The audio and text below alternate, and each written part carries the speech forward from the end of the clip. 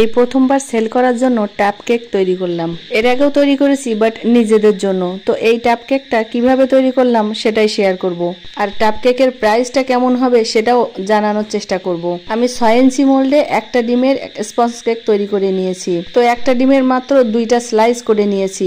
1 লিটারের one time বক্সে একটা স্লাইস দিয়ে সুগার সিরাপ দিয়েছি।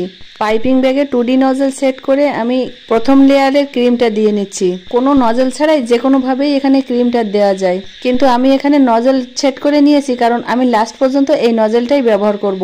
এখন দ্বিতীয় লেয়ারটাও দিয়ে সুগার সিরাপ করে নিচ্ছি। সুগার সিরাপ দেওয়া শেষ হলে এখানে আবার 2D নজল ব্যবহার করে আমি পাইপিং করে নিচ্ছি। 2টা ডিম ব্যবহার করলে হয়তো এখানে আমি আরেকটা লেয়ার দিতে পারতাম, কিন্তু 3টা লেয়ার করলে দামটা আরো একটু বেশি আসতো। যেহেতু প্রথমবার সেল করেছি, দামটা একটু কমের মধ্যে রাখার জন্য আমি লেয়ারটা কম করে দিয়েছি। কমপ্লিট করার পর এটার ওজন হয়েছে 300 গ্রাম। আপনি কোন ক্রিম ব্যবহার করবেন এবং কেকের পাউন্ড কত করে রাখবেন তার উপর হিসাব করে দামটা নির্ভর করবে। আমি এখানে ইনস্টা হুইপ ক্রিম ব্যবহার করেছি। পাউন্ড হিসাবে হিসাব করলে এর দাম কমপক্ষে 300 টাকা হওয়া উচিত ছিল, তবে আমি ফার্স্ট টাইম সেল করেছি এজন্য আরো একটু কম রেখেছি। এখানে যদি 3টা লেয়ার ব্যবহার করা হয় তো দামটা অবশ্যই আরো বেশি আসবে। সেক্ষেত্রে 350 থেকে 400 টাকার মধ্যে আসতে পারে ক্রিম অনুযায়ী। তো আজকের মতো এ পর্যন্তই। নেক্সট টাইম আবারও করলে শেয়ার করবো ইনশাআল্লাহ। সে পর্যন্ত ভালো থাকবেন সবাই। আল্লাহ হাফেজ। আসসালামু আলাইকুম।